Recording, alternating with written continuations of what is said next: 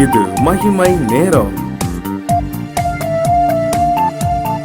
கர்த்தராகிய இயேசு கிறிஸ்துவின் நாமத்தினாலே மகிமை நேர நிகழ்ச்சியின் மூலமாக உங்கள் யாவரையும் சந்திப்பதிலே மகிழ்ச்சி அடைகிறேன். இந்த நாளிலும் நாம் சற்று தியானத்துக்கு என்று எடுத்துக்கொண்ட தலைப்பு அலங்காரம்.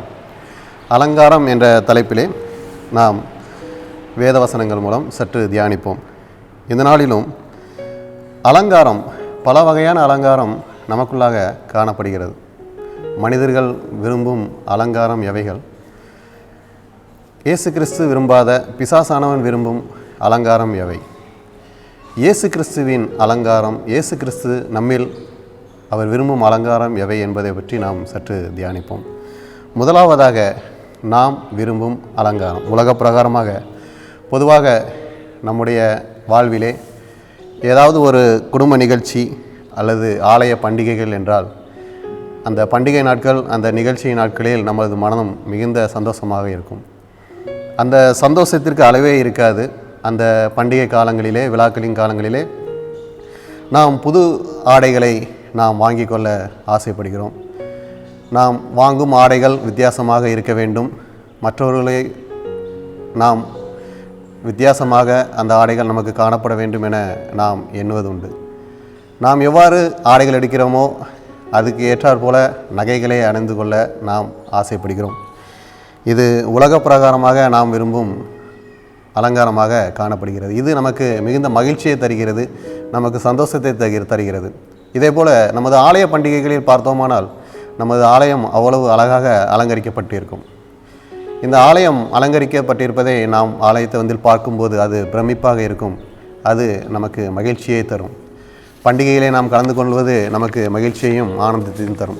இது நாம் பார்ப்போமானால் உலக பிரகாரமாக நாம் நம்மிலே விரும்பும் அலங்காரம், நாம் செய்து கொள்ளும் அலங்காரம்.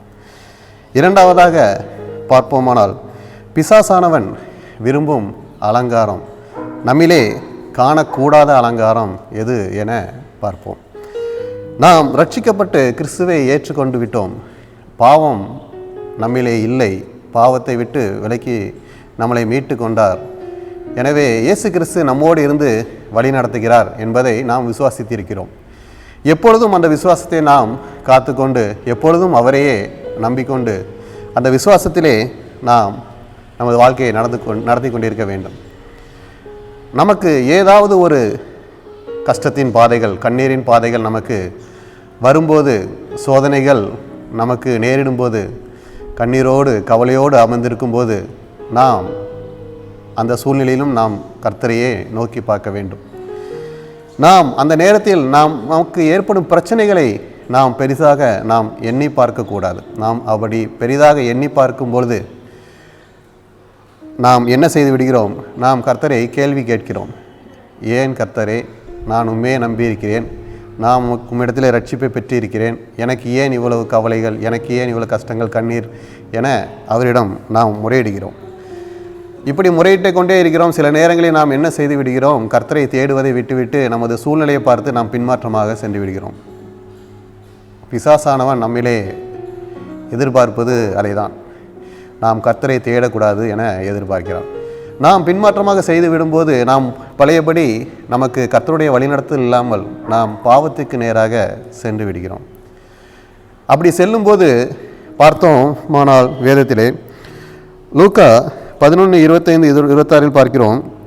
பிசாசானவன் திரும்பி நாம் பாவம் செய்யும்போது அது பெருக்கி ஜோடிக்கப்பட்டிருக்கிறதை கண்டு திரும்ப போய் தன்னிலும் பொல்லாத வேறு 7 ஆவிகளை கூட்டி கொண்டு வந்து உட்புகுந்து அங்கே குடியிருக்கும். அப்பொழுது அந்த மனுஷனுடைய முன்னிலைமையை பார்க்கணும், அவன் பின்னிலைமை அதிக கேடுள்ளதாக இருக்கும் என வேதத்திலே பார்க்கிறோம். அப்படியானால் நம் பழைய பாவத்திலிருந்து நாம் மீட்கப்பட்டு கர்த்தரால் ரட்சிக்கப்பட்டு வந்திருக்கிறோம். மறுபடியும் பாவத்திற்குள்ளாக போகும்போது சாத்தானுக்கு, பிசாசானவனுக்கு அது பெரிய சந்தோஷம். நாம் பாவத்தை விட்டு வழி விலகி போகும்போது முன்பு செய்த பாவங்களை விட அதிக பாவங்களை செய்யும்படியாக இன்னும் பல பிசாசானவர்களை கூட்டி கொண்டு வந்து நம்மிலே குடியிருந்து விடுவான். அப்போ நாம் கடவுளை தேட முடியாது. நம்மை கடவுளை விட்டு மறைத்து அவன் பாவங்களை செய்யும்படி செய்து விடுவான். எனவே நாம் அப்படிப்பட்ட பாவத்திற்கு நம்மை விட்டு விலக்கி பாதுகாத்து கொள்ள வேண்டும். அப்படி பாவம் செய்வோமானால் நம்மளுடைய முன்னிலைமையை பார்க்கிறோம், பின்னிலைமை மிகுந்த கேடுள்ளதாக காணப்படும் என பார்க்கிறோம். மேலும் மத்தேயு 23:27 பார்க்கிறோம், வெள்ளையடிக்கப்பட்ட கல்லறைகளுக்கு நாம் ஒப்பாய் இருக்கக்கூடாது என பார்க்கிறோம். பாருங்கள், இதுவும் கர்த்தர் நம்மில் விரும்பாத ஒரு அலங்காரம். வெள்ளையடிக்கப்பட்ட கல்லறை என்றால் கல்லறை அழகாக வெள்ளையடிக்கப்பட்டு வெளியிலே அழகாக தோன்றும். ஆனால் உள்ளே அது மரித்தவர்களின் எலும்புகளினாலும் சகல அசுத்தங்களினாலும் நிறைந்திருக்கும். எனவே நம்முடைய வாழ்க்கையிலே நாம் இது போன்ற அலங்காரமாக நம்முடைய வாழ்க்கையை வைத்து கொள்ளக்கூடாது. நாம் ஒருவரோடு நம்ம பேசிக்கொண்டு இருக்கும்போது அவரை பற்றி நாம் அவரிடம் பேசும்போது அவரோட அன்பாக பேசுவது போல காணப்படுகிறோம். அவரோடு அன்பாக பேசுகிறது போல காணப்பட்டு அவர்களிடம் நாம் எல்லாவற்றையும் பகிர்ந்து கொள்வது போல காணப்படுகிறோம். ஆனால் அவர்கள் சென்று விட்ட பின்பு அவர்களை பற்றி மற்றவர்களிடம் சொல்லும்போது அவர்களை நாம் குறை கூறுகிறோம், அவர்களை பற்றி நாம் அவதூறு செய்து கொள்கிறோம். எனவே இப்படிப்பட்ட காரியங்கள் கர்த்தர் விரும்புவதில்லை. நாம் வெளிப்படையாக பரிசுத்தமாக இருப்பது போல காண்பித்து உள்ளான வாழ்க்கையிலே நாம் அலங்காரம் இல்லாமல் கல்லறை வெள்ளையடிக்கப்பட்ட கல்லறை எப்படி அசுத்தமாக உள்ள காணப்படுகிறதோ அதுபோல் நாம் காணப்படுகிறோம். அந்த அலங்காரத்தை கர்த்தர் விரும்புவதில்லை. எனவே இப்படிப்பட்ட பாவங்கள் நம்முடைய வாழ்க்கையில் இருக்குமானால் நாம் அதை விட்டுவிட்டு கர்த்தரை நோக்கி பார்க்க வேண்டும். அப்படி பார்க்கும்போது கர்த்தர் அந்த பாவத்திலிருந்து விலக்கி நம்முடைய இருதயத்தை சுத்தமாக்கி நம்மளை வழி நடத்துவார். மூன்றாவதாக இயேசு கிறிஸ்து விரும்பும் அலங்காரம் எது என பார்ப்போம். சங்கீதம் 96:9 நாம் வாசிக்கிறோம், பரிசுத்த அலங்காரத்துடனே கர்த்தரை தொழுது கொள்ளுங்கள் என்று. இயேசு கிறிஸ்து நம்மில் விரும்பும் அலங்காரமாக நாம் முதலாவது பார்ப்பது பரிசுத்தம். 1 பேதுரு 1:16 பார்க்கிறோம், நான் பரிசுத்தர் ஆகையால் நீங்களும் பரிசுத்தராயிருங்கள் என்று எழுதியிருக்கிறது.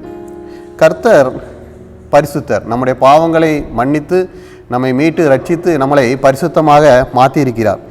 எந்த சூழ்நிலையாக இருந்தாலும், எவ்வளவு பாடுகள் நமக்கு, எவ்வளவு கஷ்டங்கள் எந்த சூழ்நிலையில் நம்ம கடந்து சென்றாலும் கர்த்தரை தேடுவதை நாம் எந்த காலத்திலும் விட்டுவிடக்கூடாது.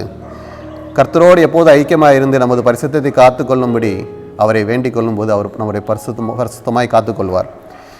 1 பேதுரு 3:4 பார்க்கிறோம், அழியாத அலங்கரிப்பாய் இருக்கிற சாந்தமும் அமைதலும் உள்ள ஆவியாகிய இருதயத்தில் மறைந்திருக்கிற குணமும் உங்களுக்கு அலங்காரமாய் இருக்க கடவுது. அதுவே தேவனுடைய பார்வையில் விலையேற பெற்றது என வாசிக்கிறோம். கர்த்தர் விரும்பும் இன்னொரு அலங்காரமாக பார்க்கும்போது சாந்தமும் அமைதலும் உள்ள ஆவியாகிய இருதயத்தை அவர் விரும்புகிறார். அப்படிப்பட்ட இருதயம் நமக்குள்ளே இருக்க வேண்டும் என விரும்புகிறார். ஒரு கஷ்டமோ ஒரு கஷ்டமான சூழ்நிலையில் கவலையின் சூழ்நிலை வந்துவிட்டாலும் எந்த சூழ்நிலையிலும் மனரம்யமாக இருக்க கற்றுக்கொண்டேன் என்று சொன்னது போல சாந்தமும் அமைதலும் உள்ள ஆவியோடு இருக்க நாம் பழகிக்கொள்ள வேண்டும். கர்த்தர் ஒருவரே அதற்கு நமக்கு பலன் தந்து நம்மை வழி நடத்துவார். எனவே சாந்தமும் அமைதலும் உள்ள இருதயத்தோடு அமர்ந்திருந்து பரிசுத்தத்தோடு நம்மை பார்த்து கொள்ளும்போது நம்முடைய உள்ளான அலங்காரம் நமக்கு கர்த்தர் விரும்பும்படி இருந்து நம்முடைய உள் அலங்காரத்தினால் நம்முடைய வெளி அலங்காரமும் அலங்காரமாக காணப்படும்படி இந்த உலகத்திலே நாம் எதிர்பார்க்கும் அலங்காரமான நகைகள், ஆடைகள் எதுவாக இருந்தாலும் கர்த்தர் நமக்கு செய்து தந்து கர்த்தர் நமக்கு கொடுத்து நம்மை உயர்த்தி மகிழ செய்வார். எனவே கர்த்தர் விரும்பும் அலங்காரமாகிய பரிசுத்தத்தை நாம் தெரிந்து கொள்வோம். கர்த்தர் நம்மை வழிநடத்தி நம்மளை உயர்த்தி நம்மை மகிழ பண்ணுவார். ஜெபம். கர்த்தாவே, இந்த நாளிலும் அலங்காரம் என்ற தலைப்பிலே நாங்கள் நம்முடைய வார்த்தையை சற்று தியானித்தோம். நீர் விரும்பும் அலங்காரமான உடலாக நாங்கள் இருக்க எங்களை நீர் தகுதிப்படுத்தி உம்முடைய ஆவியினால் எங்களை பரிசுத்தப்படுத்தி எங்களை வழிநடத்தி எங்களை பாதுகாத்து உமக்கு பிரியமான அலங்காரமாக நாங்கள் காணப்பட கிருபை செய்யும். இயேசு கிறிஸ்துவின் மூலம் ஜெபிக்கிறோம் நல்ல பிதாவே, ஆமென்.